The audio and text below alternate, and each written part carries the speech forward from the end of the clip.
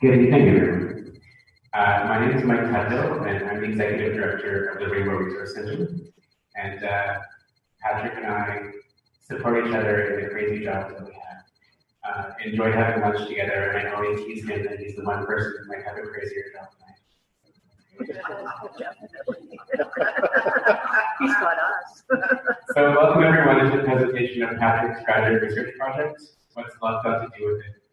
The project is a required course for the Masters of Divinity program at the Atlantic School of Theology in Halifax. The students in this course have all been working since the summer to formulate, conduct, and present these projects, and Patrick's presentation is the final one of 4 in this class. Patrick has been very involved in the United Church, but also in the LGBT2SQ community through his work with Rainbow Ministry. We've been happy to partner with Rainbow Ministry throughout the years, and look forward to continuing to partner with Patrick in his new role in the church. This particular project fits perfectly with Patrick's interests in exploring the intersection of Christian faith, sexuality, sexual orientation, and gender identity.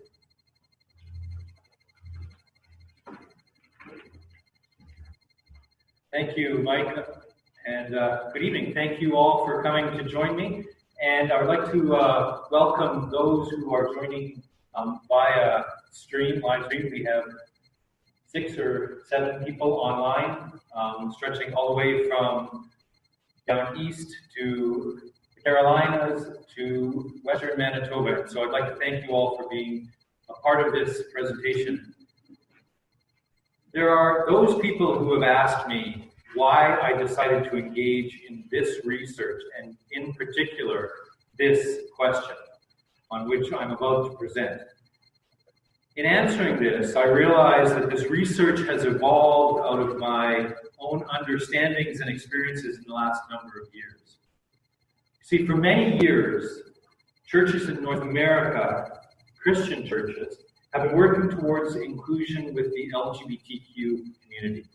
Now, throughout this presentation, I will be using LGBTQ to represent the entire community, still understanding the importance and unique identity of each separate part of that community. So the United Church has its affirming process, a process of education that leads congregations to affirm that they are welcoming and open to LGBTQ persons. And this came out of a specific context in that church. The Anglican Church in Canada, the Lutheran Church, even some Baptist and Mennonite churches have begun to work at reconciliation with the LGBTQ community. But I've also recognized through my work within this particular community that there is still a perception that many churches are places of judgment, hypocrisy, and pain. And so although many churches have done a lot of work around being open and accepting, there are still many perceptions, and these perceptions affect the relationship that these churches have with the LGBTQ community. I've also experienced in my own life a number of different places where there has been an overt criticism of polyamorous relationships, likening them to a consumer lifestyle of taking only what one wants from each individual and leaving the rest. Now, for the sake and in the scope of this study, I'm going to use non-monogamy to indicate both non-monogamous relationships as well as polyamorous relationships. The definition that I used for polyamory comes from the Polyamory Society website and is defined as such. Polyamory is the non-possessive, honest, responsible, and ethical philosophy and practice of loving multiple people simultaneously. Polyamory emphasizes consciously choosing how many partners one wishes to be involved with, rather than accepting social norms which dictate loving only one person at a time. Then, this past July, while I was in Halifax, I heard that there was going to be a workshop titled 10 Rules for Healthy Non-Monogamy. Because this was right in line with what I wanted to research, I thought that I would register and see what this was all about. When I arrived, I was greeted with a diverse group of people. Some self-declared as being in same-gender relationships and others not. Some were married and some were not. Some were just exploring the idea of non-monogamy, while others had been practicing from anywhere from a couple of months to many years. There was a great deal of difference in age range in those attending this workshop. And I also found out that there was a great number of individuals who had wanted to register for the workshop, but were unable to because of the cap on the number of participants. And so what I realized was that this idea of non-monogamy as a form of sexual expression is widespread and cuts across many demographics. And this led me to think not about the perception that the church has around non-monogamy, but rather the perceptions that those who practiced non-monogamy had of how they perceived the church and Christianity itself. And so because of all of this, I decided that I wanted to expand my understanding of non-monogamy and how it intersected with the Christian faith. And so therefore, my research question for this project is how a non-monogamous individual's sexual expression impacts their experiences of and or perceptions of the Christian faith and Christian faith communities in a North American context. What I mean by this is how do individuals who practice non-monogamy see that the church sees them? And how do they themselves, as non-monogamous individuals, see the church? What I hope to accomplish in this study was to come up with any perceptions that non-monogamous individuals had of Christianity and Christian faith communities, because I believe that these perceptions can be instrumental in any connection that these individuals might or might not make with Christian faith communities and Christian faith. I believe that our perceptions can really impact how we experience and feel about something. I remember someone saying to me at one time, it's all about the perception. So if we don't know what the perceptions are, how are we able to address them?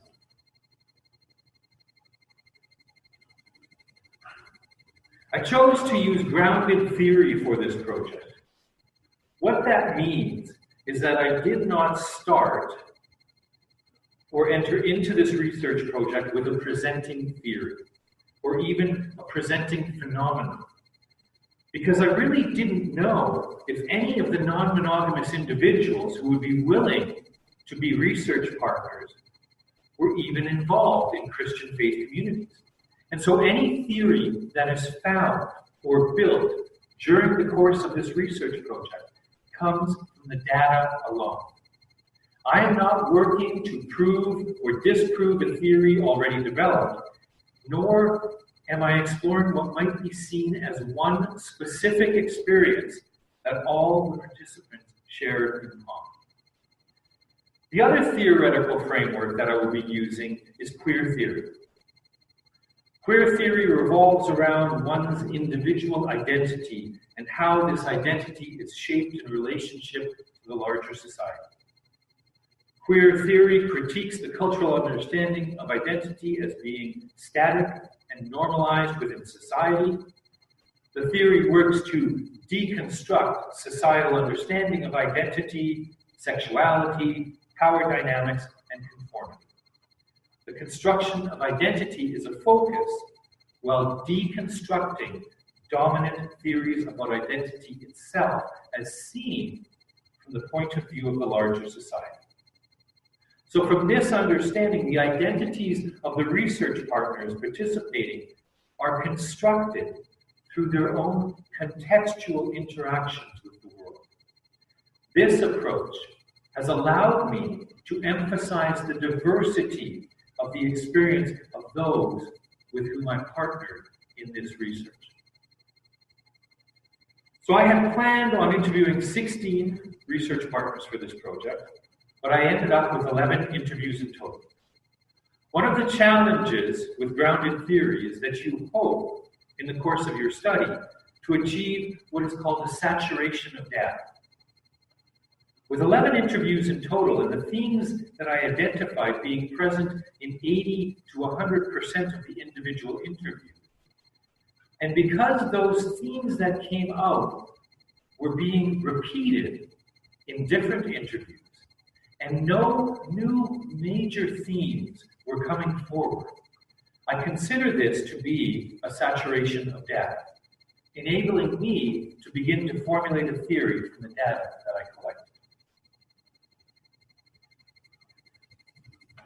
In looking at the issue of non-monogamy, one might not think that one needs to be looking to the Bible.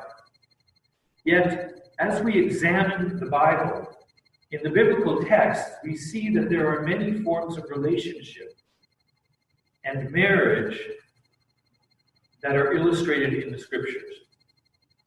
Patrick Chang, in his book Radical Love, critiques monogamy from a deeper, more theological level, as he speaks to the erotic nature of the triune Godhead. Chang speaks of the concept of perichoresis, which he describes as the ecstatic dance or interpenetration of the three persons of the Trinity. And if we think about this, in some ways, this can speak to a polyamorous nature of the triune God. Because not only can God, by God's very nature, be polyamorous, but we see that by God's very nature, God is in deep relationship with each of the other members of the Trinity, and that they are in the same relationship with each other. And if we go one step further as Christians, we understand that God also desires and moves towards authentic, deep, loving relationship with humanity. So we can kind of understand that God's polyamorous nature is due to God's self itself and God's self's desire to be in relationship with God's creation. We can begin to see that non-monogamy might just be able to be seen as a natural, authentic form of sexual expression. And so I believe that it is prudent for us to look at this issue and maybe even go deeper and look into intimate erotic relationships between us and God and between us and each other. If we are to understand from the scriptures that God created everything, then we can understand that God created human. From the creation story in Genesis, we also find that the first thing that was not good in creation was the fact that human was alone. Genesis chapter 2, verse 18. As I examine this text, I find that I'm led in two directions. From a purely relational understanding of this text, we understand that according to God, it is not good for us to be alone. We were created to be in relationship with others. So God desires us to be in relationship with others. This leads to the question, how many others are we called to be in relationship with? Is there a specific number of others that we are to come into relationship with in our lives? So if we understand that we have been created to be in relationship and being created in God's image, we come into some form of relationship with God, we also need to understand that we are not God. We therefore might only be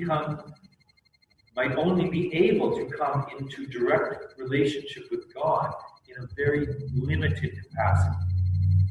And so, if we go back to Chang and the idea of a deeply intermingled erotic nature of God, we might just come to see that although we might be limited in how intimately and erotically we can come into relationship with God directly, we might be able to come into deep, intimate, and erotic relationship with God to another human being who is also created in the image of God.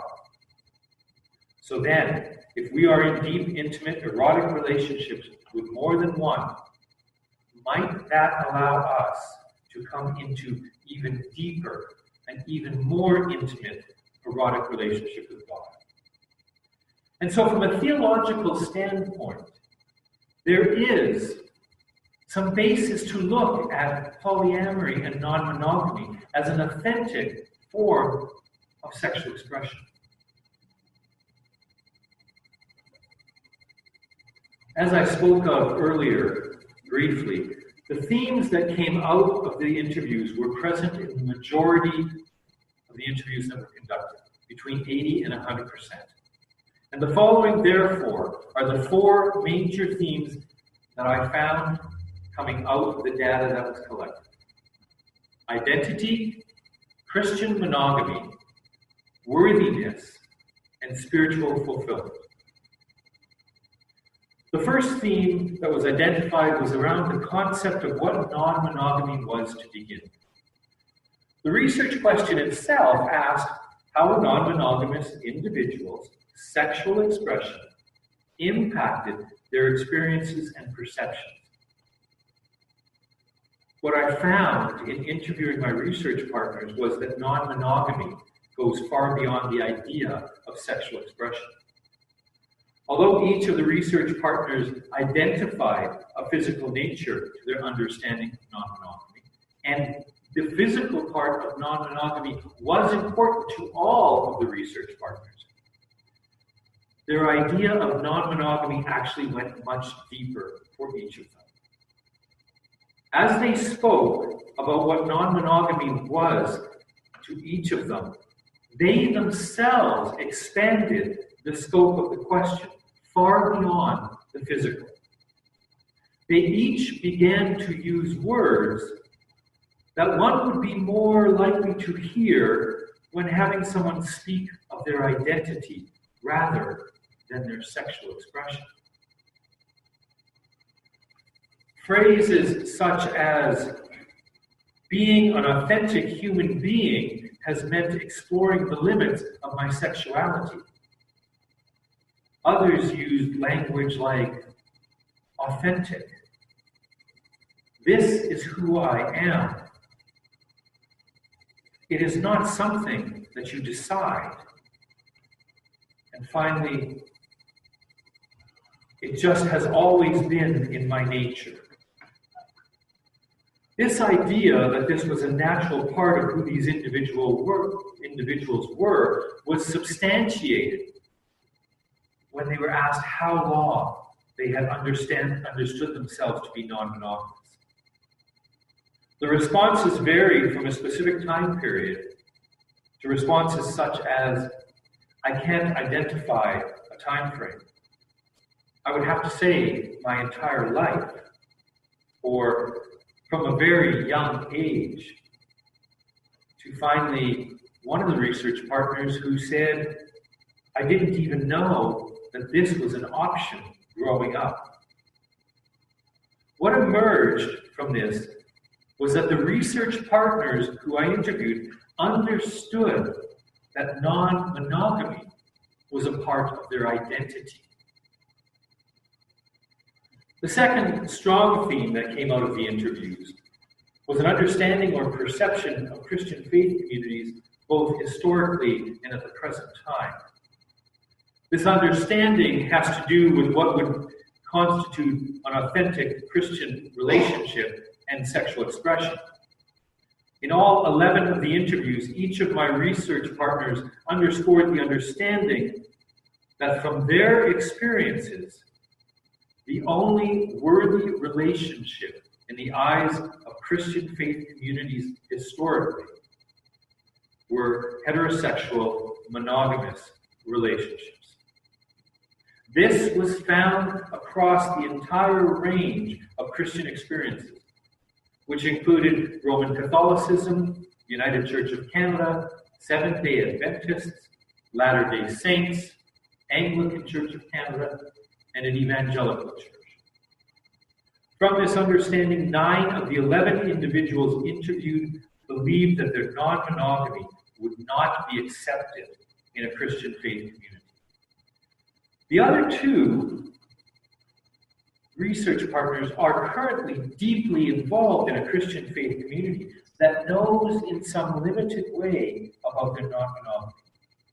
Now, this is not to say that there has been an in-depth conversation. Rather, it has been expressed in passing. This hesitation to disclose has, as a result, impacted the relationships that these individuals have with Christian faith communities in a negative way, as they don't feel that they would be welcomed. As one research partner stated during the interview, "Here is another part of myself that might be an issue within the church." Another spoke of the disconnection in their life in the following way: "It pushed me away from my God."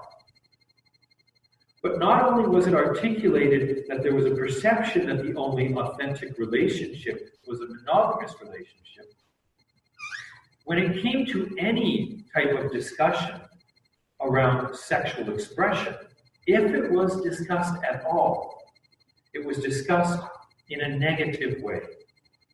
For the research partners who spoke of how this was expressed, it was always around what one should not do. If it was brought up at all, it was in the context of what was considered to be wrong or bad.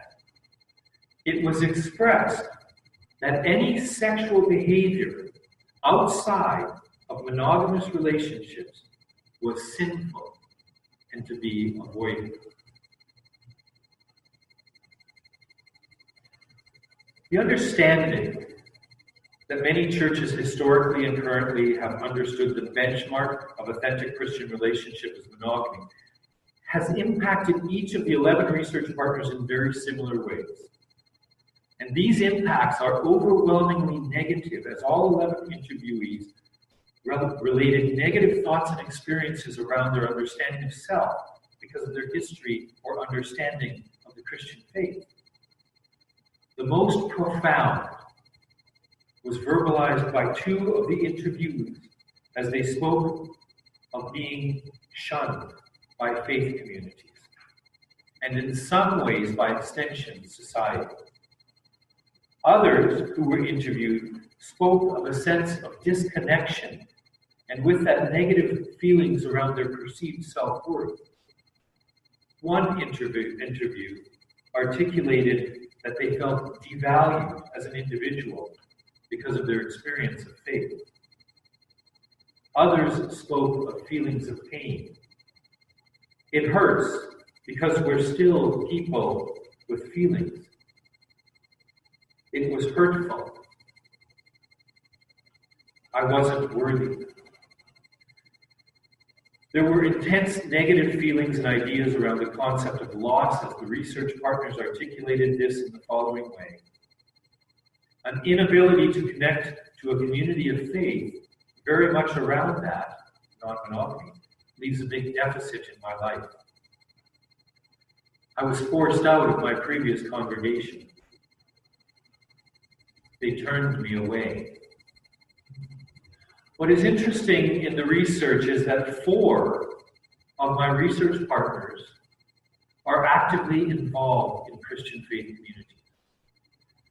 As I said, 2 of them have had the conversation, albeit in passing, about the non-monogamy.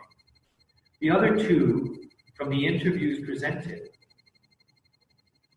have not and are not willing to share that part of who they are with the community in which they're involved.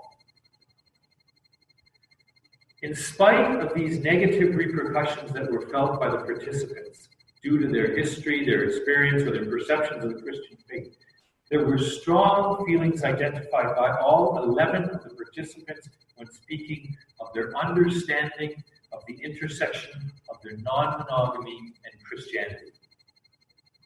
These feelings were overwhelmingly positive, as each of the participants identified their understandings that Christianity is a faith that is based on a relationship with God, of their understanding, based in love.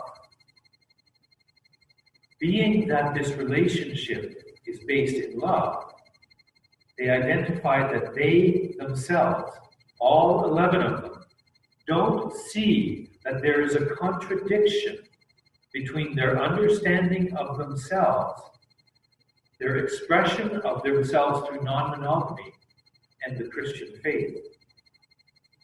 For those who are currently connected to a community of faith, as I said just a minute ago, 4 of the 11, faith and the relationship to God was central to their understanding of their world. Faith being so central to who I am, one respondent related. I still pray, another said. And finally, another involved in a Christian community understood their faith in the following way. A spiritual relationship with God that sort of fulfills the spiritual aspect of my life. An understanding that there was a connection to God was very important to all 11 of the respondents. And this helped each of them understand their relationships in a different way, as they spoke about the life-affirming nature of the relationships, or that they understood the relationships were something that sustained me, or that God was present within their understanding of their sexuality. I don't believe in anything good that my higher power doesn't exist. This then translated for 10 of the 11 interviewees understanding themselves to be spiritually fulfilled. The one interview where spiritual fulfillment was questioned ended up being because the individual had already recognized that there was an explicit lack of spiritual nurturing in their life currently. And this was articulated as not being from their understanding of themselves as being non-monogamous, but rather from their lack of tending to this part of their life. And so these 4 main themes were present in each of the 11 interviews that I conducted. And so what does this data tell me? And what theory might I see coming out of this project? I suppose that I will begin with the church. It appears from the interviews that each of my research partners understands that the church sees sexual expression as something that one does. And in understanding sexual expression as an action, the church then passes judgment on whether the action is good or bad, moral or immoral, right or wrong. Yet each of the research partners sees that their non-monogamy is actually something that goes far beyond something that they do. Each of them actually sees it as a part of their identity. And so what happens when identity gets judged, and judged in a negative way? It leads to disconnection from Christian communities, pain and hurt in the lives of those who are being judged. What is fascinating is that regardless of this disconnection, there is a deep connection to God or a higher power on the part of those who participated as research partners. And this has led to a deep sense of spiritual fulfillment for these individuals, which is not dependent on Christian faith communities. What this means is that the judgment of the church leads to a disconnection in the possibility of a pastoral relationship between those who understand themselves as non-monogamous and those same Christian faith communities, based solely on the Christian community's understanding and judgment of a perceived action. Meanwhile, those who understand themselves as non-monogamous hesitate to truly approach a Christian faith community with all that they are for fear of judgment. And because of this, we are both lessened. We, as Christians, struggle to fulfill our calling to enter into pastoral relationship with this community. And the non-monogamous community does not feel the love, care, compassion, and support of a Christian community. A number of research partners explain that although they would not put themselves online or on the line by approaching a Christian community, if Christian faith communities were willing to enter into conversations, they would be present and bring their authentic selves. This seems to be a place that the church has found itself to be in the past, as it has struggled through issues of gender, issues of sexual orientation, and issues of gender identity.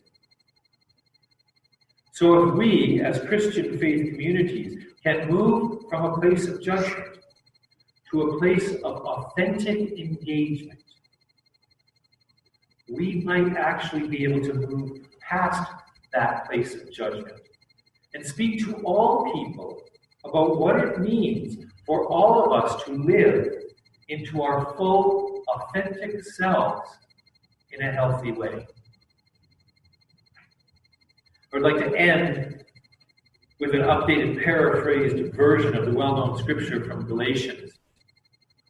There is no longer Jew or Greek. There is no longer slave or free. There is no longer male or female. There is no longer straight or queer.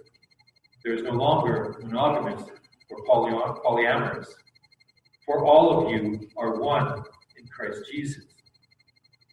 I don't see that this scripture talks about minimizing these identities, but rather affirming each identity as an authentic, supported identity within the body of Christ. And if we, as people in the church, can come to that understanding, then we might actually be able to address those perceptions of the non-monogamous community, of Christian faith communities, and allow all people to live into their true identity in a healthy way. Thank you.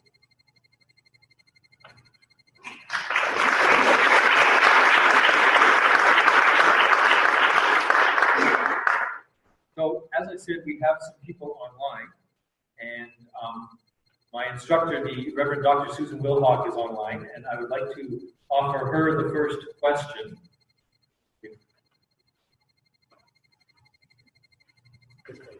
We're just waiting.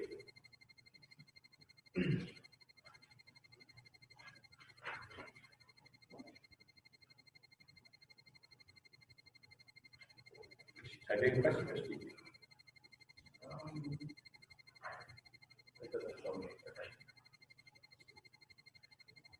See a orange box on the screen. Yes. Oh. Yeah.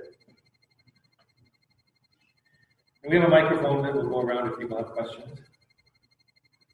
All right, can you hear me? Can you hear me?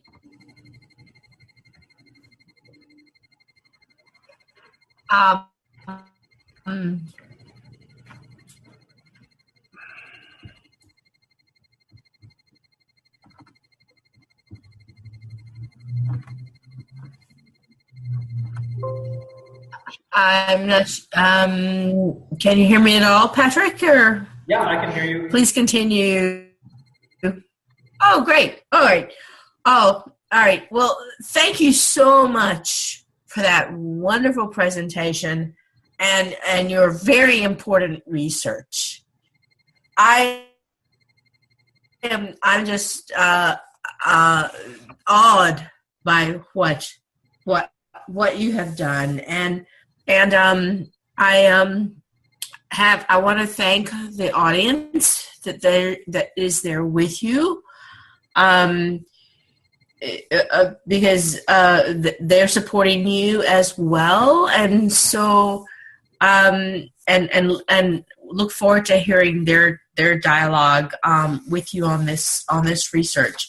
The question that I would, there's so much. This is rich research with so much thing, and I as a Christian practical theologian, I am committed to the church being radically hospitable to people of various sexual expressions, and so that has been sort of my life's work. But I'm gonna ask you, and I appreciate that you brought the concept of that it's not just sexuality is not just a bodily genital thing, and that into dialogue with Christian theology. But I'm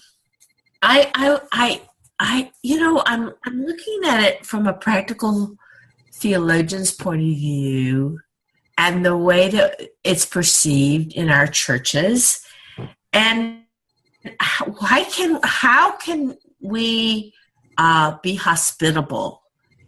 I have to admit that I haven't seen that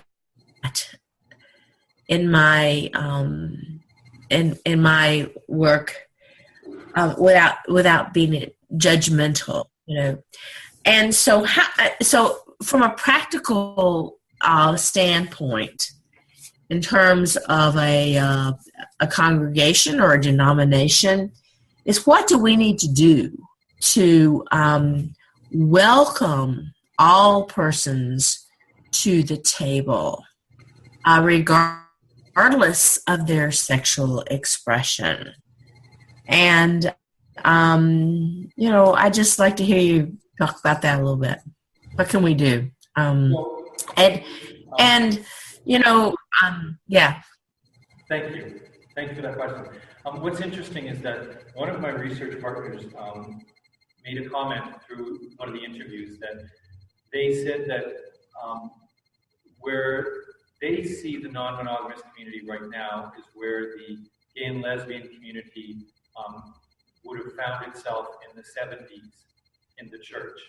In that, as a church, seemed to be stuck on action as opposed to identity. And so when the gay and lesbian community was starting to come out in the 70s, and the churches were understanding that it seemed to be that being gay and lesbian was all about what you did in the bedroom. And so that became easy to judge as opposed to being an identity. Right.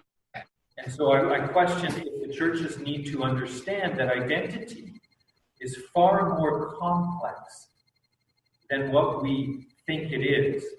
And so as a church, where do we draw, like, do we have the authority, the moral authority to judge an identity?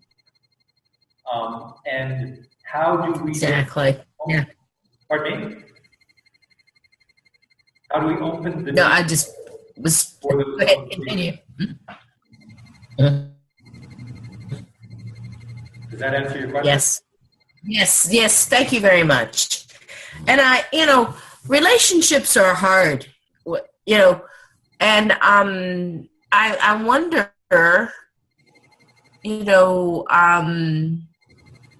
as if one were going to be like sort of an old school, perception of this, is how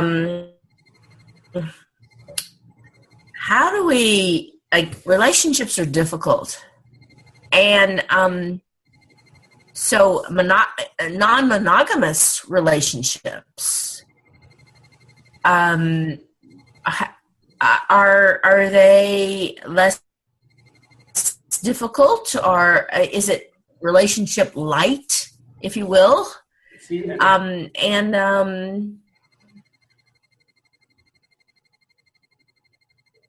So one of the challenges of doing a public presentation such as this is that you have a very limited scope of time to cover a whole lot of information. So in my project, which is 35 pages long, just over 10,000 words, one of the issues that comes around with this issue of identity is the amount of communication, honest, authentic communication that is required within non-monogamous relationships, healthy non-monogamous relationships. And so a number of the research partners highlighted the amount of honest communication that they have to have on an ongoing basis with each and every one of their partners for non-monogamy to actually be healthy, and to be a healthy relationship.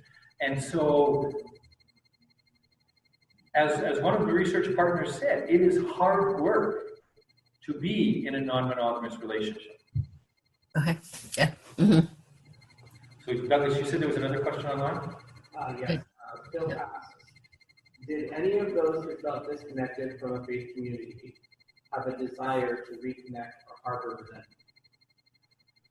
None of them seem to harbor resentment. Thank you for that question.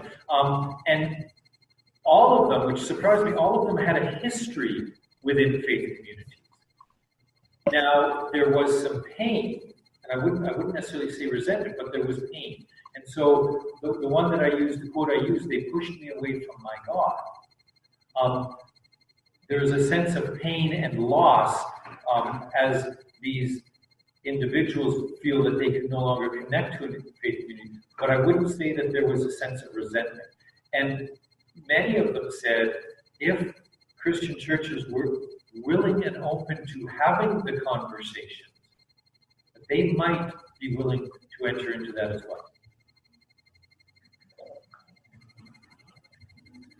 Do we have any questions here? Oh, question over here.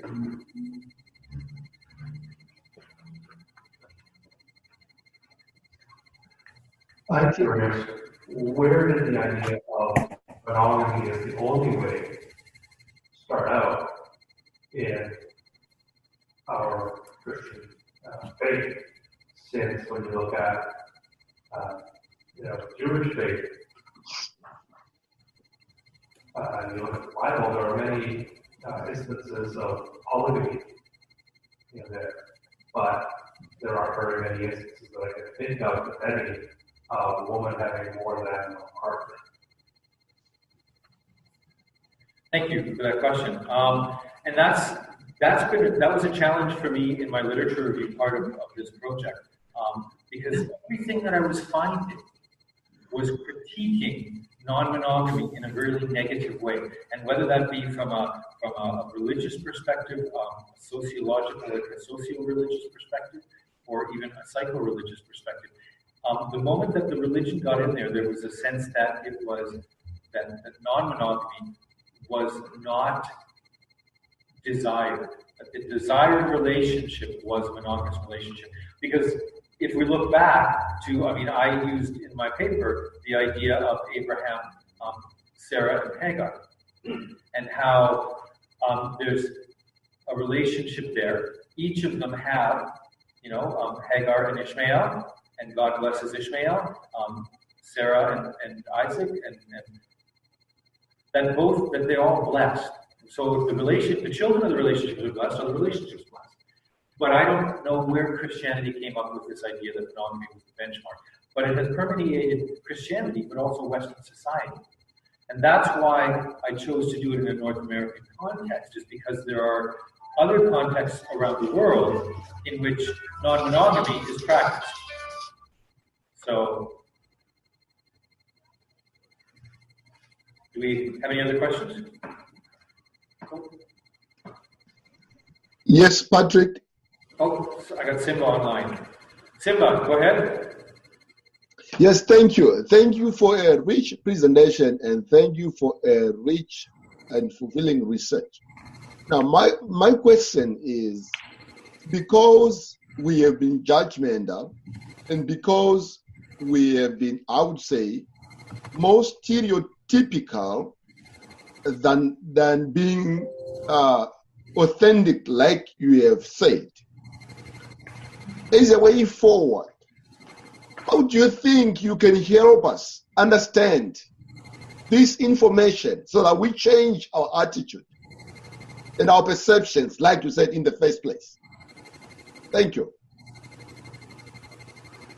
I didn't quite catch your question. Let me move closer to the computer. Can you repeat the question, Simba? Right. Thank you, Patrick. I am saying because we have been stereotypical in our approach. We have used the judgmental perspective, and now you are telling us this information that I think is very important and could be a turning point to us.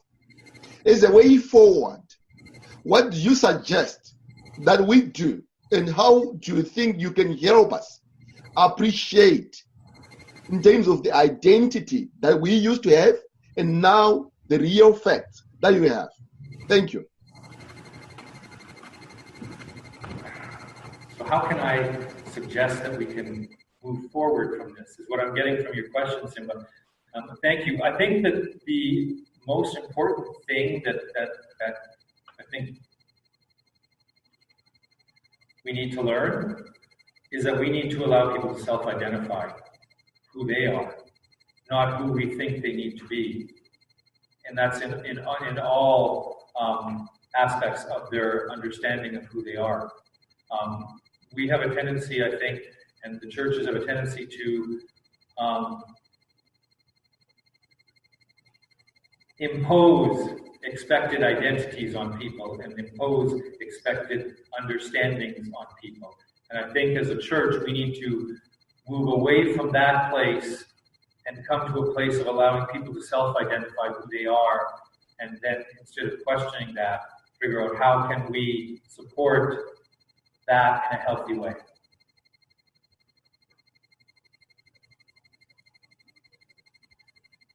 Does that answer your question, Simba? Thank you. You did. Okay. June. I guess it's somewhat related, but I was curious about the people who no longer have a connection with the faith communities, but 7 people.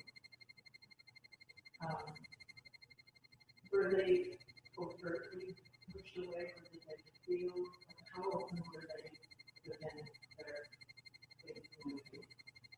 And the second part of that is that those who still have a connection, were they open to the community about their non-monogamy, and were any of their partners also part of that faith community?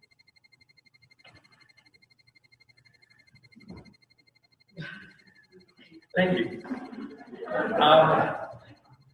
No, I'm just trying to figure out how to answer that in a way that's going to respect confidentiality of our research partners, because that needs to be paramount. Of the 7 that are currently not connected to a faith community, there have been some attempts by at least 2 of them to reconnect, but there were feelings of disconnection because they felt they couldn't be all that they were. They were hiding a part of who they were. One of them had a conversation with their parents, and their parents were the ones, or specifically one parent was the one that actually pushed them away from the faith community. And so there's a lot of distrust there. The four that are involved currently in faith communities, as I said, two of them have had that conversation in a very non-direct way, and two of them have not. Okay, and one of the one that has is in a triad, and there are children involved, and the family goes to church together. The family is involved in two different faith communities together. So that, although that conversation hasn't happened, the family does, they do appear together as a family quite often. And so it's quite the mix. Oh, we have one online? Okay, and then we'll do Laura. Dave asks, you discussed how a theology of the Trinity can shape our views of polyamory. Has your research in turn shaped your view of the Trinity?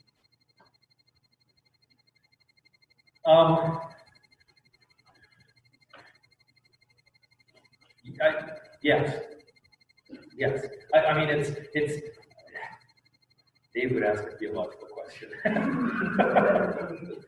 He's one of the instructors at AST, so yes, I would say yes, it has. And specifically reading of Patrick Chang,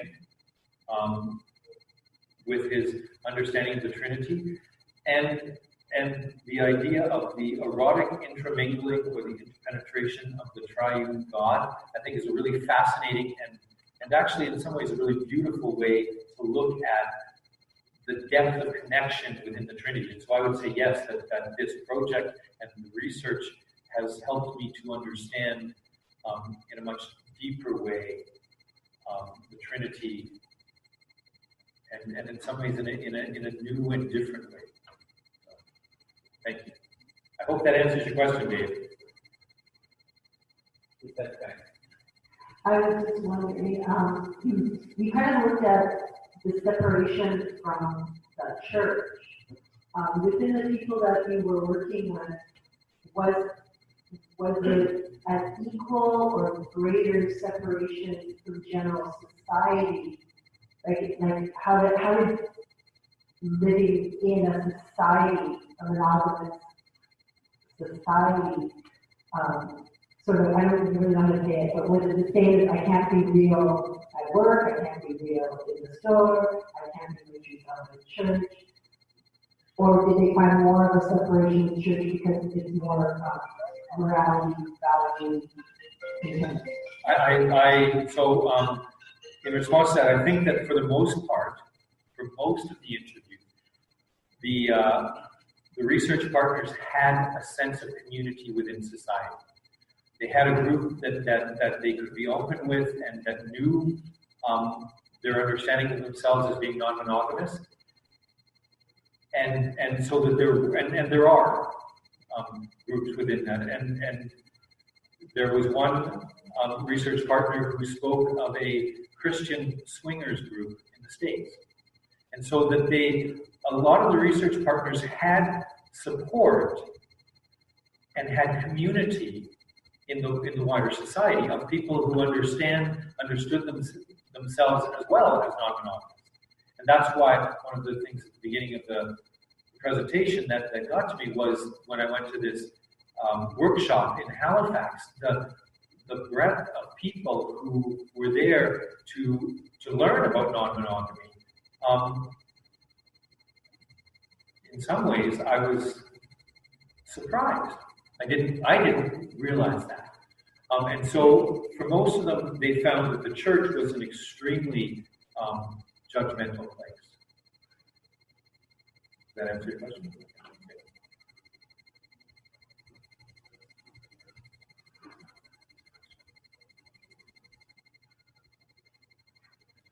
So this is 7:30, and so I think this will be the last question, and then we can continue conversation. I mean, choir starts at 7:45, and I said it'd be done.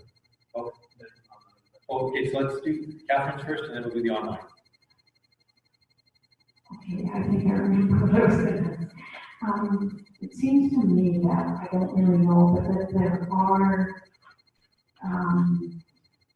some Christian communities that are sort of open and, like you said, how do we open the door, there are, I mean, it might be just in larger centers.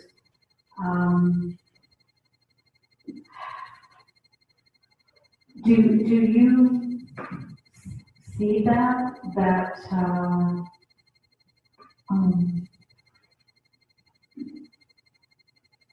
those places work for some folks?